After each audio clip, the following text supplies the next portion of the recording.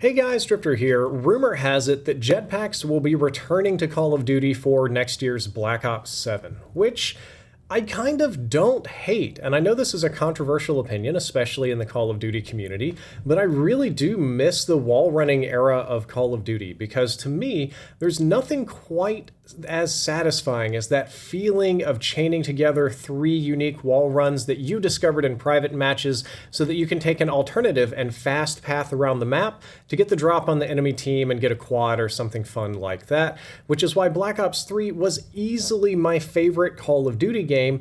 And I've also kind of always just been a huge fan of 3D movement shooters. That's what I started out playing with Quake and Unreal, and I kind of continued that as much as possible throughout my gaming career, though I do admit that there's a lot of years I played a lot of Call of Duty and it did not have wall running, but the years that it did were overall some of my favorite. And my love of 3D movement shooters is probably the #1 reason that I'm playing the finals right now more than anything else. It has that kind of shoot and scoot gameplay that I like.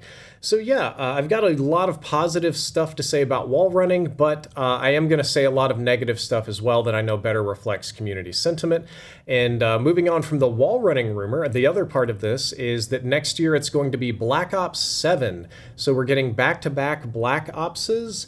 But supposedly Black Ops 7 is going to be a direct sequel to Black Ops 3. It'll feature future technology, advanced movement, wall running, gadgets, a lot of the stuff from the older game. And the person that leaked this has thus far been credible, so I don't see a reason to doubt it. There were even some leakers and data miners on X posting gameplay of being able to wall run around the firing range Black Ops 3 style. Now, there's definitely some argument as to whether that's leftover code from Black Ops 3 that still execute, or that it's proof that the developers are already testing and prototyping wall running systems for the upcoming Call of Duty. And the further rumors indicate that COD 2027, man, we're looking far into the future here, is going to be Modern Warfare 4, and Infinity Ward is planning a boots-on-the-ground marketing campaign that is going to win all the users back after that frustrating year of wall running. So since wall running is the #1 topic on this video, that's kind of where I want to start out, but we'll address some of the other things later. I will immediately acknowledge that wall running is not particularly popular amongst the Call of Duty community, and that 3D movement shooters in general primarily exist as a niche within the wider FPS gaming community. Now, movement shooters are a pretty big niche, but they're still a niche all the same, and they do have a more difficult time getting off the ground, no pun intended, than most other boots-on-the-ground type games. There's a lot of reasons that people don't like 3D movement games, but I'm going to briefly hit on some of the big ones. Firstly is that it's extremely unrealistic. Any game that has wall running requires a higher degree of suspension of disbelief, or perhaps for the user to have never cared about immersion to begin with, because wall running is just immediately immersion breaking because gravity just doesn't work that way. Secondly, a huge amount of people don't take to it naturally because millions of years of evolution have not conditioned human brains to think and fight in a three-dimensional space. We mostly hunt on a two-dimensional plane like Duck Hunt. That game much better encapsulates how early hominids thought and looked at hunting. We'd be on the ground looking for things. So we don't naturally think about flying and going up and down and moving around in a 3D plane as opposed to a 2D one. Thirdly, advanced movement games are mechanically much more difficult. They often require more buttons, more skills to master, more time involved, more deliberate effort to practice. Some of them, they're things you just don't learn without practice. You can't just pick up by doing. And that also makes it more difficult on your hands. And this one's not just unique to me, but lots of people didn't like Black Ops 3 and Infinite Warfare and even Advanced Warfare because you were hitting so many buttons so fast to do all of the advanced movement to slide and fly around that it made it a much less casual game. It was much more stressful and difficult to play. And you see a similar thing happening in Black Ops 6 right now with their Omni movement. And then finally, probably the biggest reason is that advanced movement can just be very annoying when it's not done properly. And as a huge fan of this subgenre, I will tell you that it isn't done properly about 95% of the time. The majority of the time I play a 3D movement game, it's not going to be a good one. And making a really good movement shooter is, in my opinion, much more difficult than making a good tactical shooter or maybe even arcade shooter, kind of like Call of Duty is most years. If the movement gets too advanced or too abusable, it just turns into everybody flying around the map like Superman, dive bombing you from weird angles all the time, and you feel like you can quite literally never get your footing. With that being said, the 5% of the time it is done right, it's so good. Oh my God, when you're playing a good movement shooter, it should feel like skateboarding or like flying or like something totally different but high octane and fast and shoot and scoot. A good 3D movement shooter will have its own set of logic and rules about the movement, its own list of cooldowns and effects on your aim and vulnerabilities while you're wall running. And a good one will also have some flavor of momentum system. The majority of good movement shooters are ones that require you to manage and maintain your own momentum to some degree. I don't like it when they're too strict and you just kind of fall off the wall if you do something imperfect. And I also don't like infinite wall runs and infinite boosting and flying through the air and just getting fully crazy. The developers have to find a sort of nice balance there. And if the movement itself is going to be a skill, it should be a deep and complex skill with its own rules to understand around it. It should be its own unique thing.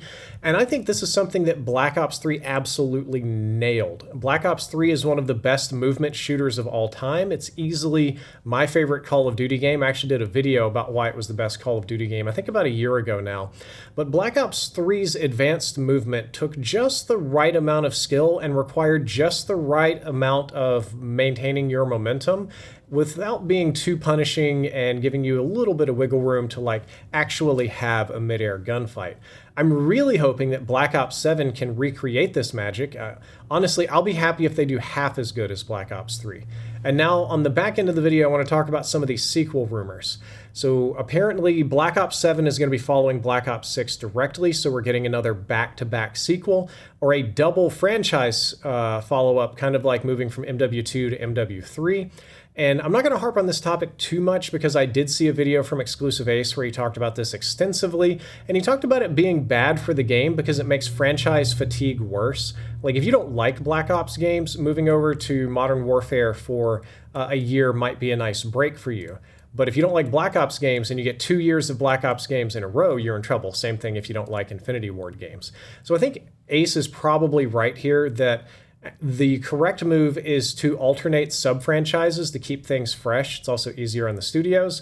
But also, I really don't want Black Ops 7, and I don't want a Modern Warfare 4, or even an Advanced Warfare 2, or Ghosts 2, or whatever it is you're thinking about.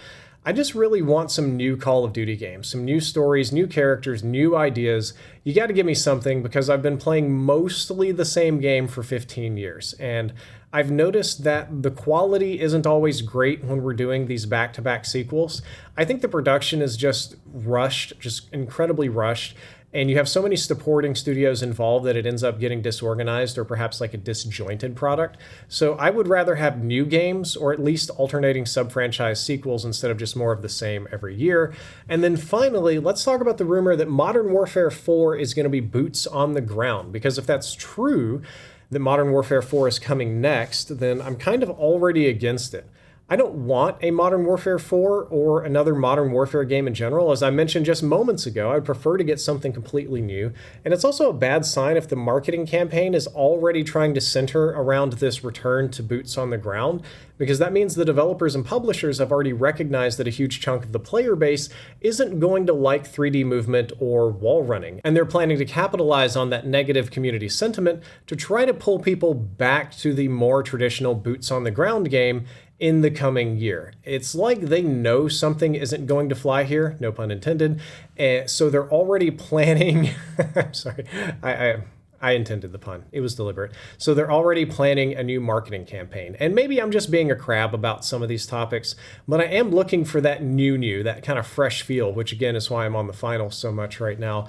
And I saved this for the end of the video because I feel like I would have got flamed into the oblivion, just straight into the shadow realm if I put it at the beginning. But I do think that wall running and 3D movement might be the only thing to keep my attention on Call of Duty next year. If it were just another boots on the ground Modern Warfare 4, I might just totally check out. I might say, okay, I've played that, I've done that, that's whatever. But the possibility of getting a direct sequel to Black Ops 3 and advanced movement sounds very promising to me, so I'm definitely going to check it out.